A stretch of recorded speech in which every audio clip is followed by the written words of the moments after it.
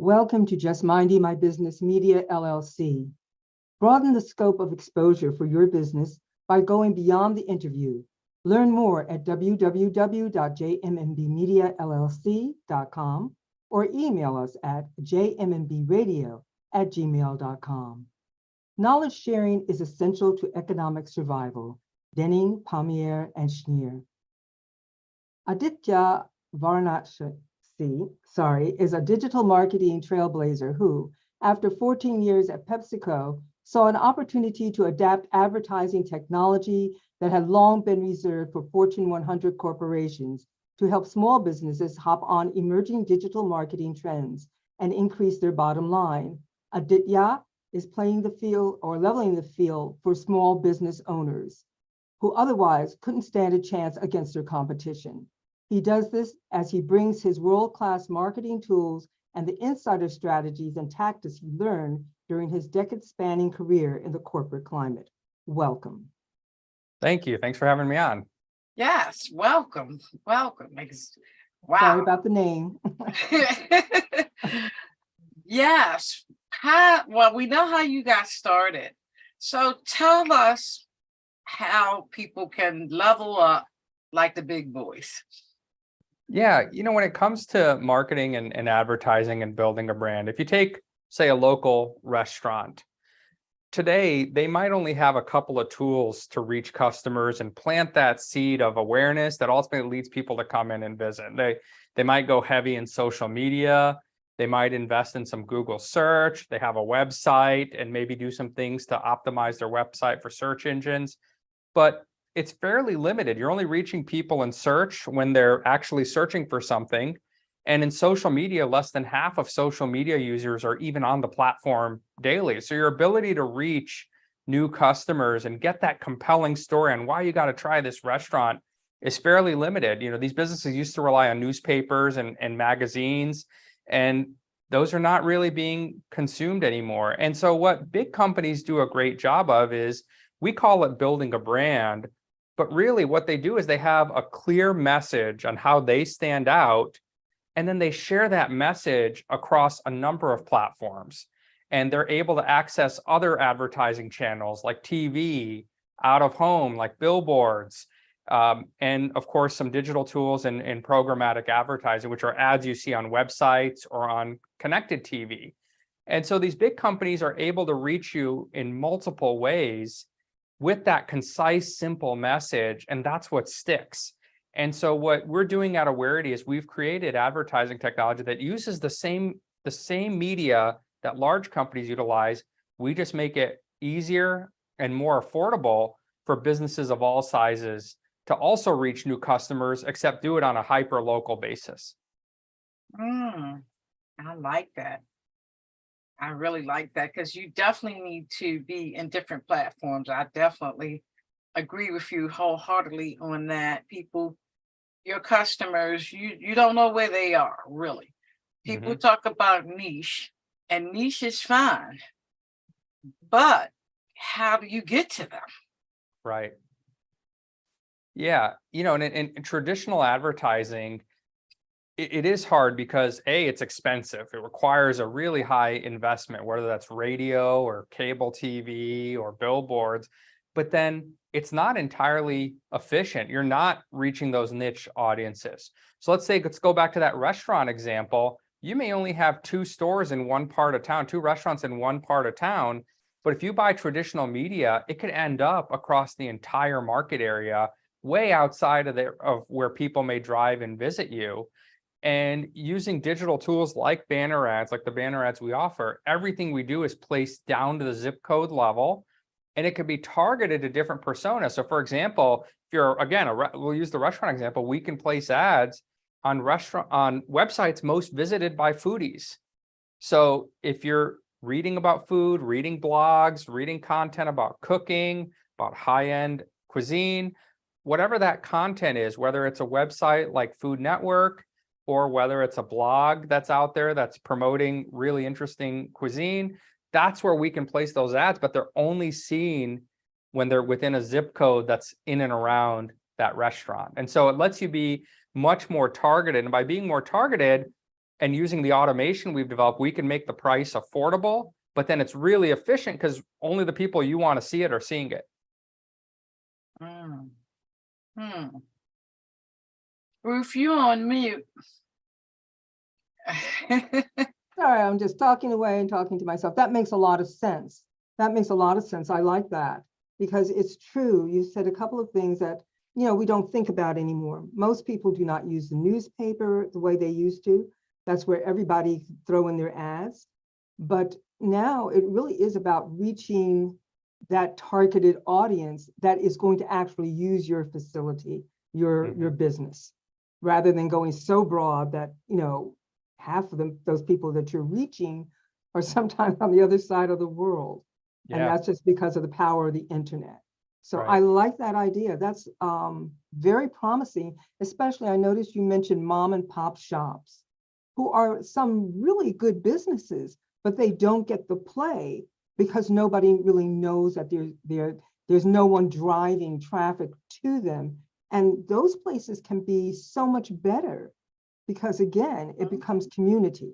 You will go to some place that you are familiar with and that you've built trust with, which is something I want to come back to because you talked about building trust in leads, but I'll let you go on. And I see Ida has a question, so I'm quiet for the time being. Yes, wow. So let me ask you, suppose a company is international. How do you work with those type of companies? Yeah, we've run campaigns in close to 20 different countries now around the world. It all comes down to, good advertising is all about reaching the right people, doing so at a compelling frequency. You don't want to reach them 50 times in a month because at some point there's diminishing returns. You also don't want to reach them once a month because that's not going to stick. We're not going to remember an ad we only see once. And so it's about reaching the right people, but doing so at an appropriate frequency and then presenting a compelling message. And that message has to resonate with the need of the customer and showcase in the simplest possible way how you can help them meet that need. Because at the end of the day, advertising is trying to get people to try something they haven't done before, or it's trying to remind them to do something they may have done in the past. You're trying to change human behavior. There has to be something in it for the person. And so the person you're targeting. And so when it comes to international campaigns or larger campaigns, what we'll do is we'll work with the client and based on their budget, we'll scale it to what their needs are. So let's take, there was a company we work with that has developed premium oral care products, toothbrush, toothpaste, a mouthwash, a gel. It's very expensive. You're talking about toothpaste that is $60 versus $5 or $6. So it clearly caters to a very specific audience. Now their product's great and could help a wide range of people, but as they're starting with limited resources, it's important to go where they're most likely to be able to persuade someone as they're building their brand. And so one of the things we did for them is we isolated zip codes that were high income, knowing this is a premium product. It tailors to a higher income audience. Instead of serving ads everywhere, let's serve ads only in those zip codes above a certain income threshold where they might be most likely to try it. It doesn't mean the product can't expand over time, but with their limited resources today, we try to target the most likely customer. And then over time, as they grow, we can expand that to bring new customers into the mix. And that makes sense. So, said something just a moment ago. I'm just going to try to recap that because I think it was important. It's not, I think what you were saying, it's not important as what you have to offer the customer as opposed to what the customer needs from you. Did I hear you correctly? Yes, that's correct. Could you expand on that, please? I think, and look, I'm guilty of this myself through the various marketing roles I've been in or various businesses that I've run or been a part of. It's really easy to want to talk about all the great stuff we've done and talk about the new features we've developed or the new flavors we launched when I was at Frito-Lay. It's really easy to want to talk about things we've done that we're putting into the world. But really, any good advertising makes the customer the hero. You're putting the customer at the center of that story because they're the ones that you're exchanging value with. And you have to show them the value you're providing them in a way that it's meaningful for them. So I could tell you about a nice, cool technical widget and all the complexity that went behind it. It doesn't mean anything if the customer is not seeing how it makes something in their life easier, better, more efficient, more effective. And so think about cars as an example with that. Car makers don't talk about their fuel injection technology that enables higher horsepower. They'll focus on the 0 to 60, or even at a higher level, how exhilarated you feel when you drive that car because it's so powerful. That's what it means to the customer. They may care over time, and there may be some folks that are really into cars that want to know all of that technology, but that introduction just to get the door open, it's based on emotion. Humans make decisions based on emotion and then rationalize it versus looking at facts and making a decision and feeling good. And so I think that's something that's always an opportunity that I look at for anything we're putting into the market for ourselves. It's much easier to do it for our clients. Sometimes it's harder to do it for yourself because we're so intimately familiar with all of what we're doing and we want to share that with the world. But we have to pause and look at it from the other side of the desk and say, what is it actually doing for them? Wow, Yes. that's really important. And like you said, we don't always think, we get caught up in what we want to give. But when you were talking about the cars and how looking at from the customer side, the one that came immediately to mind was, can't even remember which car it is. I'm not into cars, but Zoom Zoom. That was their tagline, Zoom Zoom. Right. And it sold them millions of cars. And I believe it was a young boy who was a first actor who used that. So it involved the entire family's mentality. Right. That little boy's concept of speed and power, Zoom Zoom, and it's interesting, even though we don't use newspapers and magazines the way we used to, do you find that people are very still much inclined to follow, like you said, first, what's in it for me, but to follow advertising that does that in a powerful way? It can be on the internet, wherever it shows up on the billboard. What is the psychology behind that people will follow an advertisement? Yeah. Just about anything. I think there's a couple interesting tidbits. The first is we're exposed as consumers, we're exposed to 4,000 to 6,000 ad messages a day. 4,000 to 6,000. Yes. And everybody is busy. Everybody has a lot on their plate. I've yet to talk to somebody that says, I've got a ton of free time. So we're all thinking and processing a lot. And then, out of our periphery, we're getting 4,000 to 6,000 ads a day. How does that ad break through and become memorable? And it has to be simple, and it has to connect with the customer. And that goes back to the point of what does it mean to them, not what does it mean to you, and resonating with that. And that's kind of the first piece of it. The second piece that I think about in terms of stickiness, and we've seen this in all of our data, there are clients, whether it's sports teams that sell tickets, or whether it's another company that sells, trying to get people to download an app, or even in-store visits. We've seen time and again, over 98% of conversions, meaning somebody took an action you wanted them to take, is actually done from an impression, not a click. Meaning somebody sees the ad, they don't click in that moment because they're reading an article, they're in the middle of something, but if the ad is simple, succinct, and demonstrates value to the customer, they're going to remember and come back later to the website. And that's a really hard thing in today's day and age, because candidly, some big tech companies, to me, they've ruined the art of marketing. They've made it that you just think about that last click conversion, and that means you're doing well and you're making a smart decision. And it discounts everything that happens before that purchase. People learn about you, you plant a seed of awareness.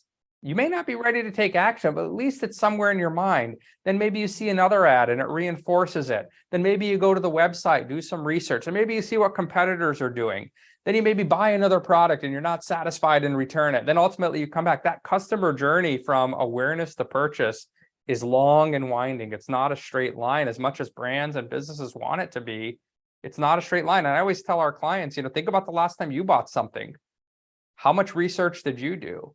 How much time did you spend from when you knew about the brand to ultimately when you made the purchase?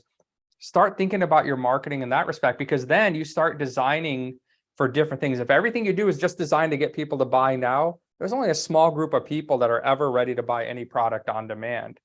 But if you start thinking about what are all the people that could benefit over whatever their purchase cycle is, then you've now expanded to a much larger audience, and it becomes more sustainable, because that starts to fuel itself if you give it time. That's honestly why we set up our pricing. Most of our customers are on a subscription plan, so you can build ongoing awareness, because that's where you're going to see the greatest reward. Is if you're spending, even if it's a small amount, spending it over an extended period of time, that's when your message is really going to seed, and you're going to see better metrics on everything else you're doing.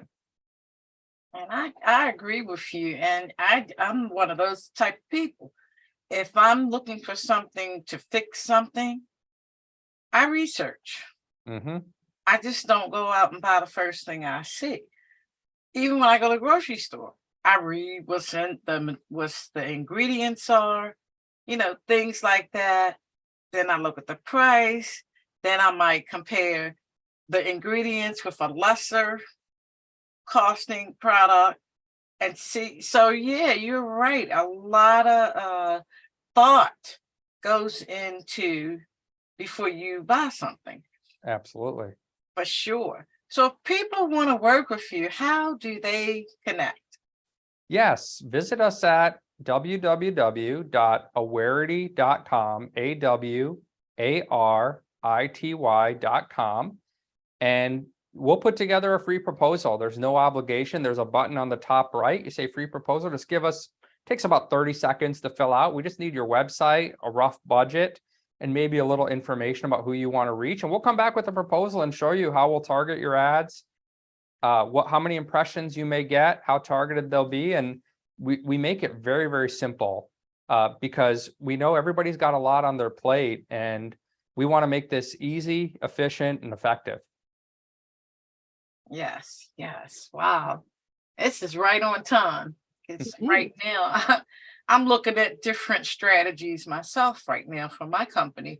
I'm looking for a little bit more automation where I can, stay in contact with my clients and not just reach out to purchase something, buy from me, but to also reach out. How are you?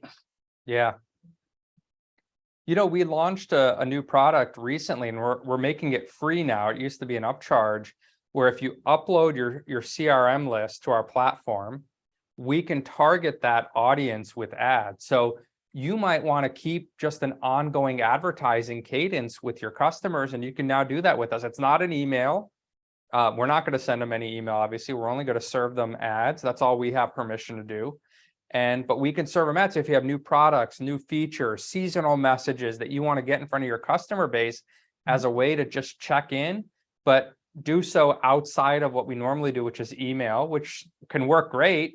But sometimes people need to see those other touch points that are a little more organic, and they'll become more responsive to the emails when they see that. Yeah. Wow. I like that. Yeah. That's awesome. That is really awesome. And that is kind of like leads us to the next question that I had from what you sent to us. You have a line in here about inspiring trust to earn leads, creating key messages that reach new clients. Can you talk about that inspiring trust? Just talk about it. So let's take two businesses. We'll go back to the restaurant example, two restaurants. Restaurant A, you just happen to drive by, you see it, they have a cool name, it looks nice. You might be inclined to try it. But restaurant B looks equally nice, has equally cool a name.